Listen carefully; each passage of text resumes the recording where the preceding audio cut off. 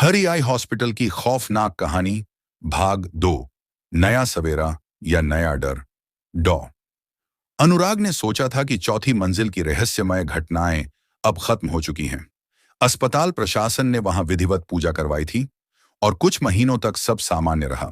लेकिन जल्द ही अजीब घटनाएं फिर से शुरू हो गईं। कुछ मरीजों ने शिकायत की कि रात में उन्हें किसी के फुसफुसाने की आवाजें सुनाई देती थीं। कुछ ने कहा कि उन्होंने बिना आंखों वाली एक महिला की परछाई देखी। लेकिन सबसे भयानक घटना तब हुई जब एक नर्स रश्मि चौथी मंजिल पर किसी काम से गई और फिर वापस नहीं आई। रश्मि को ढूंढने के लिए पूरा स्टाफ जुट गया, लेकिन वो कहीं नहीं मिली।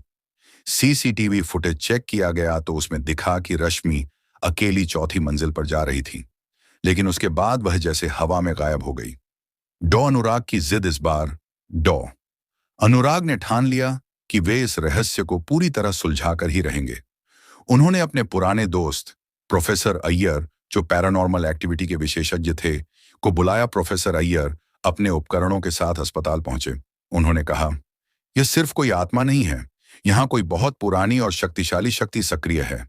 हमें इसे शांत करने का सही तरीका खोजना होगा। भूतिया संकेत रात के 2 बजे प्रोफेसर अय्यर और डॉ अनुराग चौथी मंजिल पर पहुंचे। जैसे ही उन्होंने दरवाजा खोला, ठंडी हवा का झोंका आया और उनके चारों ओर अंधेरा छा गया। प्रोफेसर अय्यर ने अपना ईएमएफ डिटेक्टर निकाला, जो भूतिया गतिविधि को मापता था।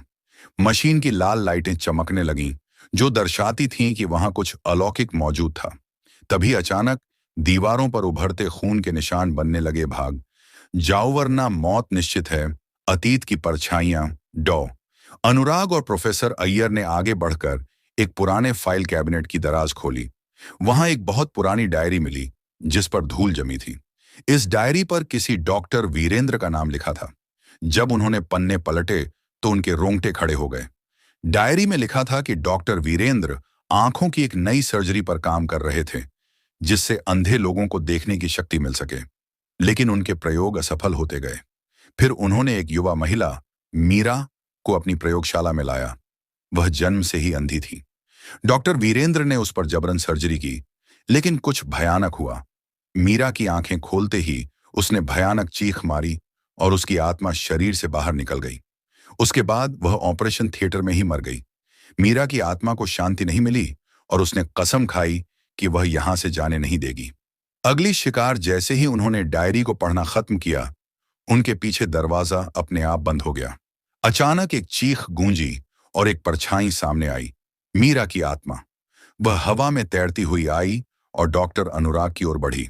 प्रोफेसर अय्यर ने जल्दी से अपने मंत्र पढ़ने शुरू किए, लेकिन मीरा की आत्मा ने उनके चारों ओर एक गहरी छाया बना दी। डॉ अनुराग को महसूस हुआ कि उनका शरीर बर्फ की तरह ठंडा हो रहा था। तभी मीरा ने अपनी आंखों से काला धुआं छोड़ा और उनकी ओर झपटी। अंधकार बनाम प्रकाश। प्रोफेसर अय्यर ने जल्दी से अपनी जेब से गंगा जल निकाला और उसे मीरा की ओर फेंका। अचानक मीरा जोर से चिल्लाई और दीवारों पर दरारें पड़ गईं। लेकिन यह इतना आसान नहीं था। अस्पताल की पूरी इमारत हिलने लगी और चारों ओर भयानक चीखें गूंज उठीं। ऐसा लग रहा था कि अस्पताल में और भी आत्माएं कैद थीं, जो अब जाग चुकी थीं। अनुराग और प्रोफेसर अय्यर ने देखा कि मीरा के पीछे कई और साए दिखाई दे रहे थे। यह सिर्फ एक आत्मा की समस्या नहीं थी, बल्कि एक पूरी दुनिया थी जो इस मंजिल में फंसी थी। अंतिम बलिदान। प्रोफेसर अय्यर ने कहा, हमें इसे खत्म करने के लिए एक बड़ा बलिदान देना होगा। हमें मीरा की आत्मा को उसके शरीर से जोड़ना होगा, तभी यह खत्म होगा। लेकिन मीरा का शरीर कहाँ था? डॉक्टर अनुराग को अचानक याद आया कि ऑपरेशन थिएटर में एक पुराना स्ट्रेचर पड़ा था। वे दोनों दौड़कर वहां पहुंचे और सच में वहां एक ममीकृत शरीर पड़ा था। मीरा की आत्मा अब भयंकर रूप धारण कर चुकी थी। उसकी आंखों से आग निकल रही थी और उसने पूरी मंजिल को अंधकार में डुबो दिया था। प्रोफेसर अय्यर ने मंत्रों का उच्चारण किया और अनुराग ने मीरा के शरीर को गंगा जल से धोया। धीरे धीरे मीरा की आत्मा शांत होने लगी। लेकिन ठीक उसी समय एक और आवाज आई, तुमने मेरे काम को रोका, अब तुम्हारी मौत तय है। यह आवाज डॉक्टर वीरेंद्र की थी। उनकी आत्मा अभी भी इस मंजिल पर थी।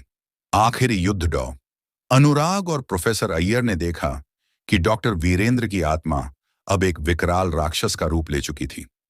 वह हवा में तैर रहा था और उसकी आंखों से लाल रोशनी निकल रही थी। उन्होंने जल्दी से अंतिम विधि शुरू की। प्रोफेसर अय्यर ने मंत्रों को और तेजी से पढ़ा और अस्पताल की दीवारों पर पवित्र चिन्ह बना दिए। डॉक्टर वीरेंद्र की आत्मा जोर से चीखने लगी। उसने कहा, मैं मर नहीं सकता, यह मेरा अस्पताल है। लेकिन जैसे ही मंत्र पूरा हुआ, एक जोरदार धमाका हुआ और डॉक्टर वीरेंद्र की आत्मा जलकर राख हो गई। शांति का आगमन अचानक अस्पताल फिर से शांत हो गया। अंधकार हट गया और सूरज की पहली किरणें खिड़की से अंदर आने लगी। मीरा की आत्मा अब एक शांत रूप में खड़ी थी। उसने धीरे से मुस्कुराया और कहा, अब मैं मुक्त हूं। धन्यवाद। इसके बाद वह धीरे धीरे प्रकाश में विलीन हो गई। इंडिया एक नई शुरुआत, चौथी मंजिल को फिर से खोल दिया गया और वहां अब कोई डरावनी गतिविधि नहीं होती थी। लेकिन अनुराग को एक सवाल सताता रहा, क्या डॉक्टर वीरेंद्र की आत्मा सच में खत्म हो गई थी या वह किसी और रूप में लौटने वाली थी? इस कहानी का पार्ट 3 देखने के लिए कमेंट करें। अगर आपको ऐसे ही डरावनी और रोमांचक हॉरर स्टोरी सुनने के लिए हमारे इस चैनल को सब्सक्राइब करें।